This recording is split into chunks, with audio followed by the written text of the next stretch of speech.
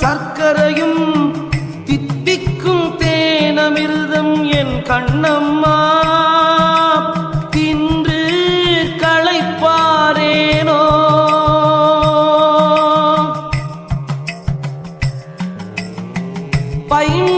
பைம்பொற்சிலம்பணிந்து பாடகக்கால் மேல் தூக்கி செம்பொற்கலையுடுத்தி